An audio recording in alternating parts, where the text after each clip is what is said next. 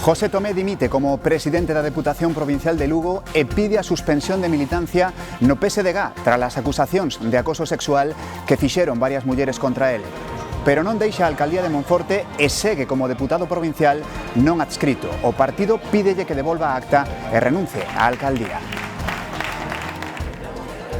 O presidente da Xunta defendeu hoxe en Bruxelas que as rexións teñan máis peso na xestión dos fondos europeos. Alfonso Rueda trasladou esta tarde ao pleno do Comité das Rexións varias das conclusións da Declaración Galicia de outubro. Ana Corina Sosa, a filla de María Corina Machado, recibiu o Nobel da Paz no nome da súa nai, que non puido chegar a tempo á cerimonia de entrega en Oslo. No discurso, a opositora venezolana lembrou que a democracia é esencial para a paz. As estradas deixannos hoxe un novo atropelo mortal ocorreu na parroquia de Cesulla, en Cabana. A vítima, unha muller de 78 anos que camiñaba pola beiravía. Faleceu case no acto, tras ser golpeada por un vehículo e caer ao chan. Comezamos. Boas noites. José Tomé dimite como presidente da Deputación de Lugo e renuncia ao seu cargo como secretario provincial do PSOE. Faino tras as acusacións de acoso sexual que fixeron varias mulleres contra el. Mantense como alcalde de Monforte, nin renuncia a acta, nin renuncia á alcaldía. Xoel. Sí, José Tomé renuncia de xeito voluntario a súa militancia no Partido Socialista, polo menos de xeito cautelar e ata que se resolva o expediente aberto tras as denuncias de acoso coñecidas nas últimas horas, polo que tampouco vai poder liderar aos socialistas lucenses nesta provincia. Renuncia de igual maneira a presidencia da Deputación Provincial, pero mantén a acta como deputado non adscrito neste órgano e tamén a alcaldía deste municipio de Monforte de Lemos, no que leva dende hai 10 anos. Insiste Tomé en que as acusacións que se coñeceron nestas últimas horas son falsas e en que tomou estas decisións de xeito voluntario sen a presión do Partido Socialista. Asegura igualmente que vai tomar todas as accións que considere necesarias para restablecer a súa honra. 20 horas despois de facerse públicas as acusacións de acoso sexual contra el, José Tomé desvincúlase do PSOE. Vou solicitar a suspensión cautelar de militancia para non perxudicar o Partido Socialista. Dimite como secretario xeral dos socialistas en Lugo e como presidente da Deputación, aínda que non deixará a súa acta de deputado provincial. Vou deixar a presidencia, pero seguirei sendo deputado non adscrito. Tamén seguirá sendo alcalde de Monforte, liderando o grupo de non adscritos. Tomé di que toma estas decisións de maneira voluntaria para non prexudicar o Partido Socialista. Non vou ser un estorbo no camiño, nin para Besteiro, nin para Pedro Sánchez, nin para o Partido Socialista. Tamén coa intención de poder defenderse das acusacións de acoso sexual que fixeron contra el 6 mulleres a través da canle interna do PSOE e que se fixeron públicas nun programa de televisión. Relatan un patrón común de comportamento machista, mensaxes subidas de ton, apalpadas, tocamentos e incluso ofertas de traballo a cambio de sexo. Acusacións que José Tomé nega. Usted nunca manda ningún WhatsApp, ninguna broma, a ningún amigo, a ningún compañeiro. Bueno, pues o mismo que pode facer usted, pode facer calquera. Ahora, acosar, jamás. A Dirección Federal do PSOE confirma que recibiron unha denuncia anónima. O BNG, socio do PSOE na Deputación de Lugo, ameazou con deixar o goberno provincial se os socialistas non apartaban a Tomé das súas funcións. José Tomé é dende hai anos unha figura clave do Partido Socialista de Galicia, ata hoxe con 3 cargos. Presidente da Deputación Provincial Lucense desde 2019, institución que cogoberna co Bloque Nacionalista Galego. Dimite do cargo, pero mantén a súa acta de deputado provincial como non adscrito. Tamén era ata esta tarde o máximo responsable do PSOE de Lugo como secretario xeral desde agosto de 2019. E ademais, José Tomé é o alcalde de Monforte de Lemos desde hai unha década. Continuará como alcalde, el e os seus concelleiros figurarán xa como non adscritos. O Partido Socialista agardou a dimisión de Tomé como presidente da Deputación de Lugo para marcar distancias e desvincularse dun dos varóns do partido en Galicia. A través dun comunicado pídenlle tamén que deixe as actas tanto no Concello de Monforte como no organismo provincial. O PSOE busca distanciarse de José Tomé e a través dun comunicado asegura que non ten vinculación co partido. Recoñecen que o paso de Tomé é insuficiente e pídenlle que entregue as actas na Deputación e no Concello. Tomé resístese. O día que se aclare, bueno, pois xa veremos a ver se ten razón eu ou que non ten. Dende primeira hora da mañá, a alcaldesa da Coruña marcaba distancias. Lo que pido es que en este caso se investigue con la máxima celeridad, con la máxima firmeza y contundencia. E a que, noutrora fora da súa man, hoxe sentía vergoña. Pois evidentemente tristeza, pero tamén repugnancia ante calquer acto. O que de momento garda silencio é o líder en Galicia. Besteiro anulou a súa axenda e evitou a comparecencia ante os medios. Ferraz felicitábase pola saída de Tomé e confía nos mecanismos internos para investigar o suposto acoso sexual. Máis reaccións, neste caso de índole local. O Grupo Popular no Concello de Monforte abandonou a sesión plenaria desta tarde, Xoel, presidida aínda por Tomé. Sí, Pablo, foron 4 os concelleiros do Partido Popular que finalmente abandonaron esa sesión plenaria de carácter extraordinario tras intentar incluir un punto na orde do día para abordar esa cuestión das acusacións de acoso sexual coñecidas durante as últimas horas. Tras a comparecencia de José Tomé tamén coñecemos un comunicado por parte do Partido Popular nesta provincia de Lugo no que expresan o seu máximo apoio ás vítimas e no que piden a Tomé que tome responsabilidades e que dimita tamén como alcalde e como deputado na Deputación Provincial. Piden tamén dende o Partido Popular responsabilidades a nivel autonómico dentro do Partido Socialista para que aclaren se coñecían ou non esas acusacións e no caso de que as coñecesen tomen medidas urxentes. Grazas, Xoel. Desde Bruxelas, a vicesecretaria xeral do PSOE, María Jesús Montero, detallou que na denuncia contra José Tomé xa se iniciaron as actuacións enmarcadas no protocolo. La denuncia que me comenta entró en este canal el lunes por la noche. Ya se han empezado a hacer las primeras actuaciones, que por supuesto tiene todo un protocolo para poder recabar toda la información fidedigna de las personas denunciantes y de las personas denunciadas, aunque como digo, en este caso también el anonimato está detrás de esta denuncia. A voceira do Partido Popular no Congreso, Esther Muñoz, cualifica a xornada de hoxe de dantesca e di que o PSOE era coñecedor das denuncias previas a Tomé. Estamos viendo hoy está siendo absolutamente dantesco, ¿no? Amanecíamos con un nuevo caso de acoso sexual dentro del Partido Socialista. A estas horas ya ha dimitido el presidente de la Diputación de Lugo. Un caso similar a los que hemos estado conociendo, en el que había denuncias previas que se conocían por parte de la dirección del Partido Socialista y que se taparon y se ocultaron. O presidente da Xunta, Alfonso Rueda, ve preocupante a sucesión de denuncias por acoso sexual contra cargos do PSOE e di que urxen explicacións porque se está a repetir un modelo de conduta. Insisto, es muy preocupante ver cómo en cascada van saliendo casos. El partido que presumía de feminismo, feminismo y socialismo decían que era lo mismo. Estamos viendo en qué consistía todo eso y cuál era la verdadera realidad de lo que pasaba con muchos dirigentes socialistas.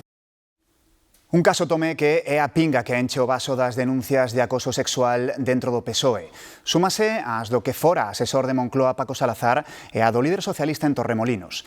Casos que centraron hoxe a última sesión de control ao goberno do ano no Congreso. Nos corredores do Congreso, os xornalistas preguntaban polo presidente da Deputación de Lugo. Obviamente non lo conozco. Os socialistas evitan os nomes propios, pero lanzan un aviso. Y todos serán apartados con contundencia. Pero a resposta do PSOE ante as denuncias internas por acoso sexual non convence os seus socios. Creo que debería ser mucho más claro y mucho más contundente. Lo inútiles que son. En este caso y en tantos otros. Que se escuche a las víctimas, que se las ponga en el centro y que se actúe con contundencia. Xa dentro no hemiciclo, o PP fixo destas denuncias o argumento central das súas críticas. Mire, ha pasado usted de hermana yo si te creo a calladita estás más guapa. Visto lo visto, la lección de feminismo se la debieron de explicar a usted en los prostíbulos. El feminismo a todos nos da lecciones, a mí el primero, y la gran diferencia entre ustedes y nosotros es que nosotros asumimos los errores cuando se cometen y actuamos en consecuencia. El feminismo no se predica, señor Sánchez, se practica. Este gobierno apoya a las mujeres y si hay una amenaza es la coalición negacionista que forma usted con el señor Abascal. E así seguiron nas preguntas aos ministros. El machismo y el acoso sexual es estructural en su partido y en su gobierno. O ministro de Xustiza di que entende a decepción de moitas mulleres ante os casos que saen á luz. Nos duelen y nos avergüenzan y nos repugnan, créame. Pero tamén defende a reacción do seu partido. Tras este debate no Congreso, tanto o ministro de Xustiza como o presidente acudiron á Zarzuela, onde Teresa Peramato prometeu ante o rei o seu cargo como nova fiscala xeral do Estado. Substitúe a Álvaro García Ortiz, condenado polo Tribunal Supremo a 2 anos de inhabilitación por revelar segredos da parella de Isabel Díaz Ayuso. O Tribunal Supremo confirmou o procesamento de José Luis Ábalos e Coldo García polo caso das máscaras. Desestima os seus recursos por considerar que hai bastantes indicios de responsabilidade penal. O Alto Tribunal cree que o exministro e o que fora asesor seu puideron beneficiarse de comisións irregulares pola adxudicación de contratos de material sanitario durante a pandemia. Hoxe, a mesa do Congreso suspendeu a José Luis Ábalos dos seus dereitos e deberes como parlamentario. ¿Qué tal? Buenos días. Buenos días. A Garda Civil detivo a exmilitante socialista Leire Díez e o expresidente da Sociedade Estatal de Participacións Industriais da SEPI, Vicente Fernández. Ordenouno a Audiencia Nacional no marco dunha causa relacionada con contratos públicos que permanece baixo segredo. Entre outros delitos estarían sendo investigados por fraude, falsidade documental e malversación. En paralelo, Leire Díez está ademais imputada noutro xulgado por suborno e tráfico de influencias por un suposto intento de desacreditar membros da Fiscalía e altos mandos da Garda Civil. Pura e dura desta reunión. Alfonso Rueda defende en Bruxelas que as rexións teñan máis peso na xestión dos fondos europeos e que se manteñan os recursos para o sector primario nos próximos orzamentos da Unión. O presidente da Xunta interveu esta tarde no pleno do Comité das Rexións para falar de enerxías limpas e intelixencia artificial. María. Sí, Alfonso Rueda destacou aquí no Parlamento Europeo que Galicia xa é referente en intelixencia artificial coa primeira lei autonómica de España, unha estrategia ata o 2030 e a futura factoría europea de IA aplicada á saúde. Iso sí, pediu cooperación entre rexións para impulsar unha intelixencia artificial ética e centrada nas persoas. Sobre enerxía, advertiu que non hai nin cohesión nin competitividade sen electricidade limpa a prezos asumibles. Galicia supera o 84% da produción renovable, pero a falta de redes, dixo, impide aproveitar toda esa enerxía. Rueda, ademais, reclamou aquí en Bruxelas descentralizar os fondos europeos, reforzar a política de cohesión e manter os recursos clave para a pesca e a agricultura. No pleno do Comité das Rexións, Alfonso Rueda reivindicou o potencial de Galicia en renovables e pediu máis investimentos en transporte de enerxía. Enerxía accesible significa futuro e benestar e en Galicia estamos preparados para facelo posible. Pero isto require acompañamento no próximo marco financeiro.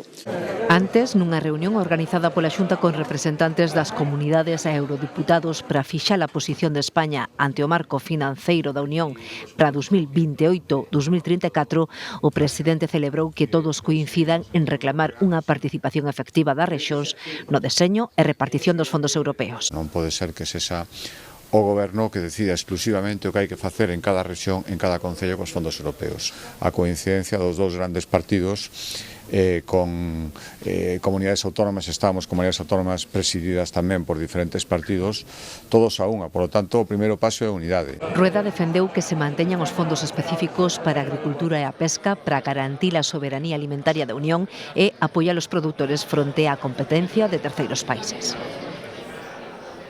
Posturas moi diferentes as que defenden patronal e sindicatos sobre canto debe subir o salario mínimo en 2026. A patronal ofrece un 1,5% de incremento, mentres os sindicatos reclaman ata un 7,5%. A negociación vai ser complicada. Coa mesa de negociación aínda sen data, os empresarios abren o debate da revalorización do salario mínimo interprofesional. Podía ser la subida cero, porque tenía que ser cero, pues hemos planteado, bueno, por lo menos que sea la que se ha planteado con los funcionarios. Din os empresarios que o salario mínimo xa se sitúa por riba do 60% do salario medio, polo que limitan a suba a un 1,5%, unha cifra moi por baixo do obxectivo das organizacións sindicais. Nuestra propuesta es que se suba el salario mínimo interprofesional un 7,5% y que el salario mínimo interprofesional pueda empezar a cotizar a Hacienda. O cálculo do impacto tributario na contía do salario mínimo será unha das bases do informe encargado creado polo Goberno un comité de expertos que servirá como punto de partida das negociacións. Si el Gobierno de España o una parte del Gobierno decide que tribute el salario mínimo, compénsese la subida salarial y que sea mayor. Si es con tributación, ya les digo que la subida va a ser relevante. A proposta dos sindicatos deixaría o salario mínimo nos 1.273 euros brutos en 14 pagas, case 90 euros máis respecto do actual. Segundo día da folga de médicos contra o Estatuto Marco que prepara o Ministerio. Piden un estatuto propio que recoñeza as súas singularidades negociado polos propios médicos. Din que agora mesmo a súa situación é insostible. Reclaman unha reducción das xornadas e das gardas. E lembran que un médico canso é un perigo tamén pros pacientes. Que estamos siendo tratados injustamente en el nuevo borrador, que seguimos con una jornada complementaria que nos discrimina, que nos agota, que no contempla descansos proporcionados, que no se incluye para la jubilación anticipada ni cotiza para nuestras pensiones. Esa folga nacional de médicos que segue ata o venres afectou na xornada de onte a 13.000 doentes en Galicia entre consultas, probas diagnósticas e cirurxías. Hoxe, o seguimento foi do 80% segundo os convocantes e do 21% segundo os datos do Sergas. A Ministra de Sanidade, en este caso, faga un esforzo, por favor, para que esta situación de folga durante 4 días en unha peor época de ano non volva a repetirse, non? Que falar con os médicos e falar con os sindicatos médicos para intentar chegar a un acordo antes posible. Non podemos estar así con folgas continuamente en medio de unhas categorías profesionales despois de outras, porque, insisto, os grandes perjudicados son os pacientes, non? Galicia, Asturias e Castela e León alíanse para reclamar a supresión das peaxes nas autoestradas AP9 e AP66 que transcorren por estas tres comunidades. A Conselleira de Infraestructuras e o representante dos empresarios galegos reuníronse cos seus homólogos nestes territorios para denunciar que o pago por usar estas infraestructuras penaliza a empresas e cidadáns. Insisten en que este é o momento de facelas gratuitas aproveitando o ditame da Comisión Europea. De gran oportunidad para que en el ámbito político se tomen decisiones que palíen este problema, insisto, que se decidió hace más de 20 años, pero que ahora podemos revertir. Y si no es así, pues dar toda la batalla. De esa oportunidad de rescate toda vez que sale a bonificar hasta el final del periodo concesional y rescatar esa concesión, aprovechar esa oportunidad de este dictamen de la Unión Europea de ser valiente y de proceder a ese rescate no solo de la AP9, sino también de la AP66, que supone esa gratuidad y ese necesario desarrollo económico para estas comunidades autónomas. Finalmente, e tras varios días de suspense, María Corina Machado non estivo en Oslo para recoller o Premio Nobel da Paz. Fixo no seu nome a súa filla, que lle lo dedicou a todas as vítimas da represión do réxime chavista. Está previsto que a opositora venezolana, que nas últimas horas logrou saír de Venezuela, chegue esta noite á capital norueguesa. Quería estar presente, pero só a súa voz chegou a Oslo. I want to thank the Norwegian Nobel Committee for this immense recognition to the fight of our people. A líder da oposición venezolana, agochada desde hai ano e medio, non logrou burlar a tempo a vixilancia do réxime. Por iso, o Nobel da Paz recolleuno a súa filla. Dixo que o consideraba unha homenaxe ao sufrimento do pobo venezolano e dedicóullelo aos miles de represaliados polo chavismo. What we Venezuelans can offer the world is the lesson forged through this long and difficult journey. That to have democracy, we must be willing to fight for freedom. Aínda que máis tarde do previsto, Machado logrou finalmente saír de Venezuela. Esta noite chegará a Noruega, onde volverá a xuntarse despois de máis de 2 anos coa súa familia. O presidente palestino Mahmoud Abbas visitou hoxe España por segunda vez desde que o país recoñecera o Estado palestino. Abbas foi recibido polo rei Filipe VI na Zarzuela nunha viaxe que busca seguir chamando a atención sobre a situación en Palestina. Tamén mantivo un encontro na Moncloa co presidente do goberno. Pedro Sánchez comprometeuse a un maior apoio político e financeiro para acadar a paz en Oriente Medio. De novo aquí en Galicia, atropelo mortal hoxe en Cabana de Bergantiños. A vítima, unha muller de 78 anos, Patricia. Sí, o atropelo tivo lugar esta mañá, ás 11:30 da mañá, nesta estrada que une Laxe con Ponteceso, á altura deste quilómetro 3, na parroquia de Cesullas. A víctima é unha muller de 78 anos que volvía á súa casa moi preto daqui logo de mercar o pan nunha padaría da zona. Camiñaba pola beira rúa cando foi alcanzada por un vehículo que circulaba en dirección a Ponteceso. Segundo trascendeu, faleceu prácticamente no acto e aínda que se trasladaron ata aquí os equipos de emerxencia, non puideron facer nada para salvarlle a vida. Grazas, Patricia. Apartouse o incendio nunha nave industrial do barco de Valdeorras. Prendeu por causas que aínda non se coñecen alrededor das 3:30, nunha nave onde se almacenaban resinas. Deixou cuantiosos danos materiais e unha mesta columna de fume. É a segunda vez en 3 anos que se produce un incendio deste tipo nesta mesma empresa. En 2022 arderan outras 2 naves. Dúas das empresas máis relevantes do sector do leite únense para crear a Corporación Rural Láctea. A nova compañía integrará 1.400 gandeiros e empregará 800 persoas. Conta con 8 plantas industriais e un volume de negocio de 600 millóns de euros. Será o terceiro grupo que máis leite recolla en Galicia. Con todo, conservará as súas marcas Celta Feiraco e Clesa.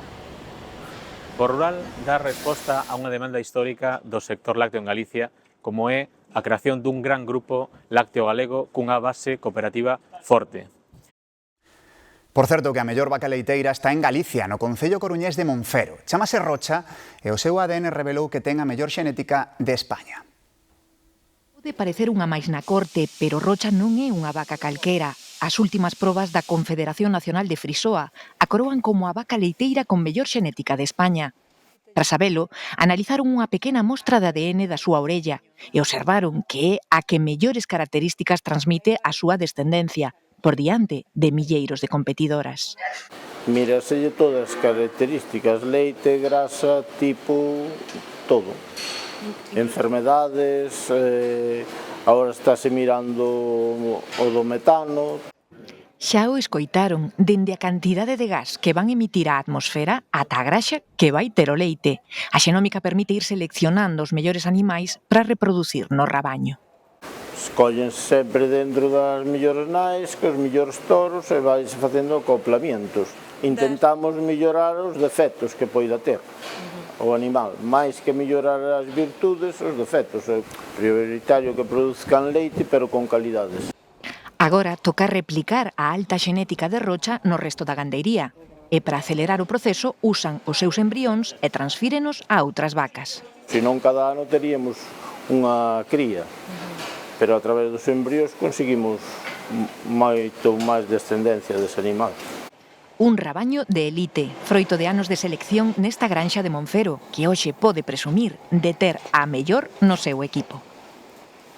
Australia proíbe desde hoxe o acceso a redes sociais a menores de 16 anos, un fito na protección dos nenos e adolescentes fronte aos perigos das novas tecnoloxías. A responsabilidade recae sobre as propias redes, baixo ameaza de fortes multas. Adeus a Instagram, tamén a TikTok ou a Snapchat, entre outras que terán que verificar a idade dos rapaces cando traten de acceder nas súas contas, que, por certo, non se eliminan, quedan en suspenso ata que cumpran a idade legal.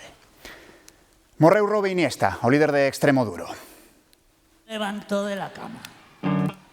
Un autor áspero e delicado ao mesmo tempo, figura imprescindible do rock español dende hai 4 décadas. Tiña 63 anos e levaba lonxe dos escenarios dende o pasado ano. Estaba allí mi reflejo.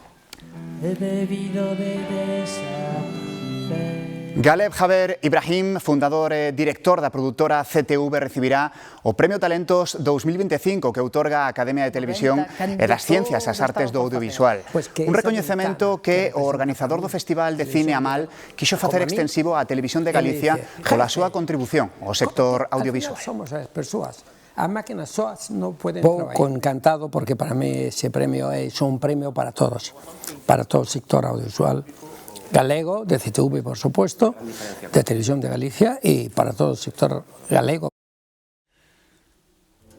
Hoxe hai 32 anos a Unesco recoñeceu o Camiño de Santiago como Patrimonio da Humanidade. Sen dúbida, un acerto. Hai poucas expresións humanas máis universais que o noso camiño que reúne milleiros de acentos, historias e motivacións cada ano pola nosa xeografía. O primeiro en ser recoñecido foi o francés, nese ano 1993. No 2015 seguirían esa senda o primitivo, o costeiro, o vasco rioxano e o lebaniego. Distintas rutas con algo en común, gozar da nosa riqueza artística, arquitectónica e cultural. E, por suposto, promover o intercambio de valores. Moito máis que a un camiño. Boas noites, ata mañá.